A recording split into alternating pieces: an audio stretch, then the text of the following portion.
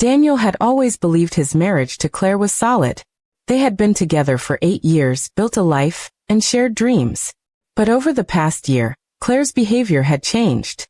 She had grown distant, more focused on her phone than on him, and she often went out without saying where she was going. Still, Daniel tried to give her the benefit of the doubt, until one night, when her casual cruelty shattered the last of his illusions. They were at a small dinner party at Claire's parents' house, sitting with her family. Conversation drifted toward relationships, and someone joked about commitment. That's when Claire, smirking, leaned back and said in front of everyone, "Honestly, I could leave Daniel anytime I wanted. He knows I can do better." The words hit Daniel like a gut punch. He froze, unsure how to react in front of her parents and siblings. Her mother awkwardly tried to change the subject, but the damage was done. Claire laughed as though she hadn't just humiliated her husband. Daniel decided to keep his composure, but inside, a storm was brewing. The silence was broken by Claire's younger sister, Emily, who had always been the more outspoken one. She looked at Claire with a mixture of disgust and disbelief before saying, "Then I'll take him." The room went still. Claire's smirk vanished.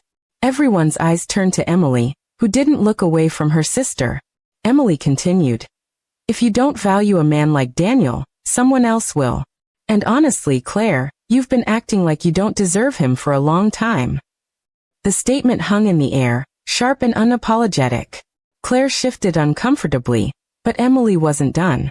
After dinner, when Claire went to chat with her friends in the other room, Emily quietly pulled Daniel aside. "I'm sorry she said that," she told him. "You deserve someone who respects you. She's been bragging to her friends that she could drop you anytime, and already has people lined up."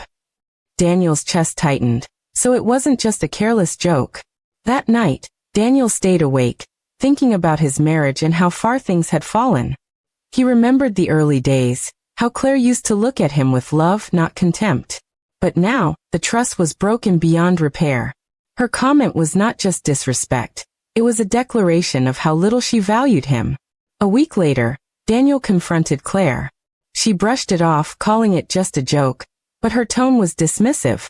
"Don't be so sensitive," she said, scrolling on her phone. That was the moment Daniel knew it was over. She didn't care enough to apologize, let alone change. Daniel began making quiet preparations. He met with a lawyer, moved half of their joint funds into a separate account, and found a temporary apartment. He didn't tell Claire.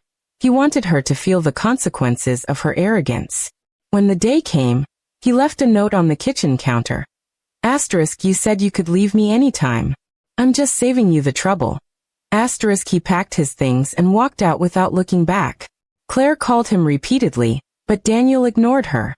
Word spread quickly in their social circle, and soon, people learned about the dinner party remark.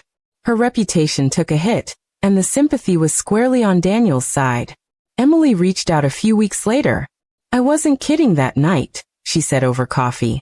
"If you're ready to move on, I'd like to be part of your life." Daniel was cautious, but couldn't deny that Emily's support had been a lifeline when he felt most humiliated. Over time, Daniel and Emily grew closer. They didn't rush into anything, but there was mutual respect, a foundation that had been missing in his marriage.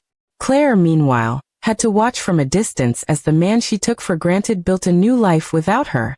It was poetic justice. The woman who claimed she could leave him anytime ended up abandoned, while the sister who recognized his worth became the one standing beside him. And Daniel, finally free, knew he'd made the right choice.